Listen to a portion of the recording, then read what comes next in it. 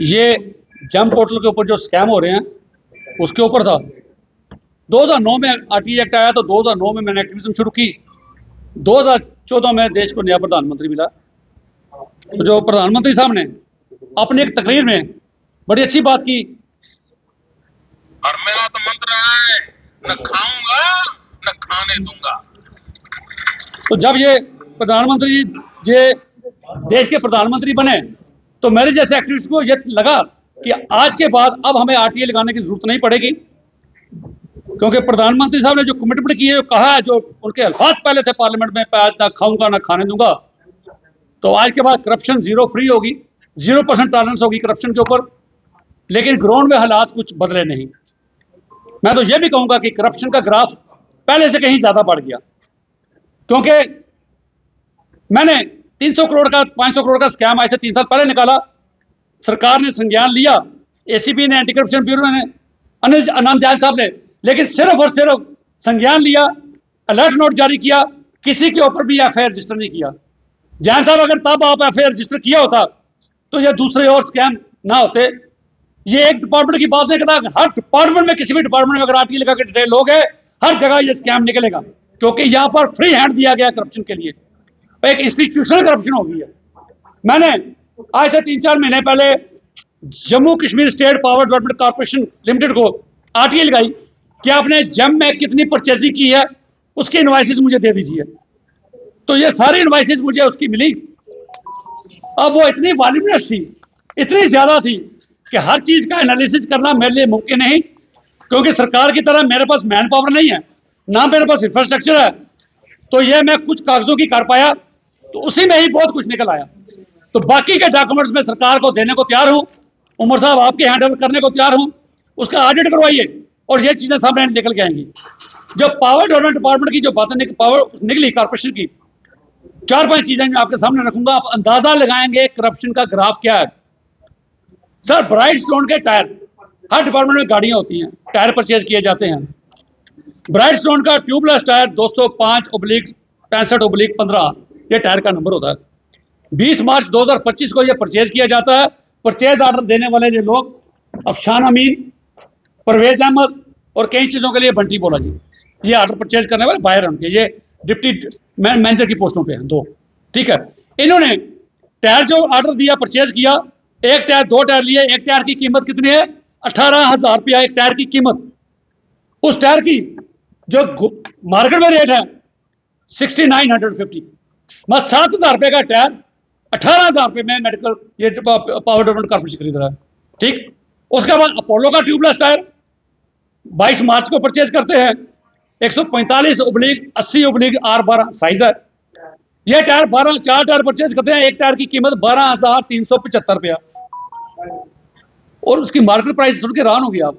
अगर ये tyre department है, सतवारी डिपार्टमेंट है, वहां से उठ के गांधीनगर आए थे, सतवारी चले जाते, अकाफ की दुकान पे चले जाते, वहां से किसी लड़के को भेजते, रेट तो पूछ किया भाई, मार्केट रेट पता करके आ जा, ये नहीं किया। वो टायर की कीमत मार्केट रेट 2800 रुपया, ये कोटेशन है। 2800 रुपए का टायर 12,375 में परचेज किया। आगे सुनिए, एक टायर अपोलो ट्यूबलेस 185/85, ये टायर बड़ी गाड़ी में लगता है। 20/5/25 को ये परचेज करते हैं 4 टायर। इसकी कीमत कितनी है? 12,000 रुपये एक टायर की। 20 मई को परचेज करते हैं 4 टायर, एक टायर की कीमत 12,000 रुपया। 8 दिन के बाद दूसरे अफसर की गाड़ी को टायर जरूरत पड़ती है। एक ही दिन में इसलिए नहीं लेते कि 50,000 से ऊपर हो जाएगा तो कंपटीटिव बिडिंग आ जाएगी, 50,000 से नीचे रखते हैं। 8 दिन के बाद उस अफसर का, जी मेरे टायर भी कमजोर हो गए हैं, मुझे भी टायर दिला दो यार। उनके यही टायर, यही मॉडल, यही साइज, 2 टायर लेते हैं उनके लिए। 8 दिन के बाद वहां लिया था एक टायर 12,000 का, 8 दिन के बाद वही टायर 18,000 में लेते हैं। बस 172% हायर। जो पहला लिया टायर अपोलो का 340% मार्केट से हाई, उससे जो पहला लिया था ब्रॉडस्टोन का 170% हाई रेट पे। तो ये एक की 8 दिनों में एक टायर के ऊपर। उसके बाद कंपैटिबल कार्ट्रिज का एक मैंने सैंपल लिया, lab care compatible cartridges manufactured by RS infotech private limited. एक ही दिन में एक डीलर से ये परचेज करते हैं, एक ही दिन में उनके रेट अलग अलग हैं।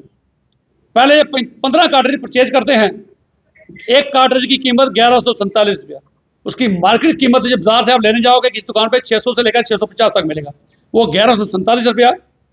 और उसी दिन दोबारा जरूरत पड़ती है, फिर उसको ये ऑर्डर प्लेस करते हैं, उसका ये रेट लेते हैं 1878 रुपये एक का। पहले 1147, फिर 1878 रुपये रेट, एक ही दिन में रेट इसका बढ़ गया, ये लेते हैं। सो ये एक तो जो बायर ने किया, बायर के ऊपर भी है प्रश्न। अकाउंट्स अफसर हैं, चीफ अकाउंट्स अफसर हैं, डिप्टी डायरेक्टर हैं, फिर एमडी हैं, विजिलेंस अफसर होते हैं डिपार्टमेंट के। मैं उनसे पूछना चाहता हूँ वो क्या करते हैं, क्योंकि ये मैडम थी वहां पर अकाउंट्स अफसर, चीफ अकाउंट्स अफसर, ये उसके सिग्नेचर है हर चीज के ऊपर। पेमेंट करने से पहले उसने भी नहीं कहा भाई मैं पता तो करूँ मार्केट रेट क्या है, कि आप जेन्युइन ले रहे हो गलत ले रहे हो। अकाउंटेंट का यही काम होता है, सिर्फ सिग्नेचर करना नहीं होता, अटैच करना नहीं होता, उसको वेरीफाई करना होता है।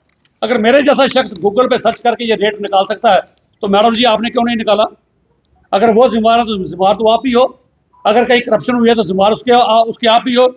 हर चीज के ऊपर जो भी ऑर्डर इन्होंने प्लेस किए, हर के ऊपर ये गूगल से आप डाउनलोड कर सकते हो रेट क्या है, ये इसमें कोई छुपी हुई चीज नहीं।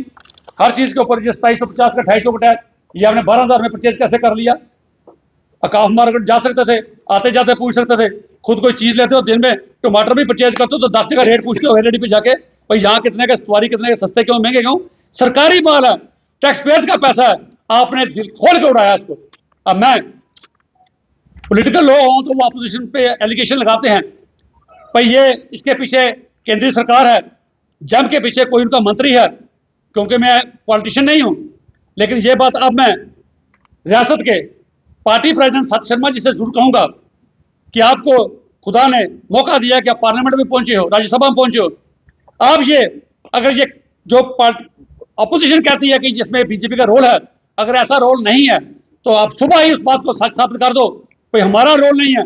हमारे प्रधानमंत्री ने कहा था ना खाऊंगा ना खाने दूंगा, इस चीज का सीबीआई की इसको हैंड ओवर किया जाए सीबीआई इंक्वायरी का। तो जितना पहले स्कैम निकला था अभी अगर तब फिर मैं मान लूंगा कि इसके पीछे कोई पार्टी नहीं है, वरना मैं नहीं मान सकता कि इतना बड़े लेवल पर ये फ्लोरिश हो रही हो करप्शन, मार्केट से 340% ज्यादा रेट पे बिक रही हो, तो फिर कहीं ना कहीं ये चीजें पॉलिटिकल पैटर्नेज के बिना मुमकिन नहीं है। सो मैं उमर अब्दुल्ला साहब से भी कहूंगा कि आपने कुछ एक्शन लिया भी, लेकिन बहुत कुछ करने की जरूरत है। जब तक इन दोषियों को पकड़ोगे नहीं, इनसे पूरी मोडस ऑपरेंडी समझोगे नहीं, तो इनके ऊपर एफआईआर नहीं रजिस्टर करोगे, चाहे वो मैडम हो, अकाउंट्स अफसर हो, चीफ, चाहे वो जो बायर हैं वो हो, इनके ऊपर एफआईआर लगे, they must be put behind the bars, तब ये लोगों का टैक्स पेयर का पैसा रोका जा सकता है, बचाया जा सकता है। और ये पैसा कहीं जम्मू के डेवलपमेंट कार्यों में लग सकता है, हॉस्पिटल में पेशेंट के ऊपर खर्चा किया जा सकता है। तो ये कुछ लोगों के हाथों में जो जा रहा है, इसके ऊपर नकेल लगाने की जरूरत है। ये तभी लगेगी जब दिल्ली भी ये ठान ले भाई करप्शन फ्री सोसाइटी देंगे, और जम्मू के चीफ मिनिस्टर भी ये ठान लें कि करप्शन फ्री सोसाइटी देंगे। जब तक ये एफआईआर नहीं रजिस्टर करेंगे, फिर नहीं तो मुझे ये चीज लेके कोर्ट में जाना पड़ेगा, कोर्ट की इंटरवेंशन लेनी पड़ेगी कि इसके ऊपर एफआईआर लगे, तब जाके ये करप्शन रुकेगी, वरना ये प्रेस कॉन्फ्रेंस आने वाले दिनों में और कई करनी पड़ेगी। Thank you.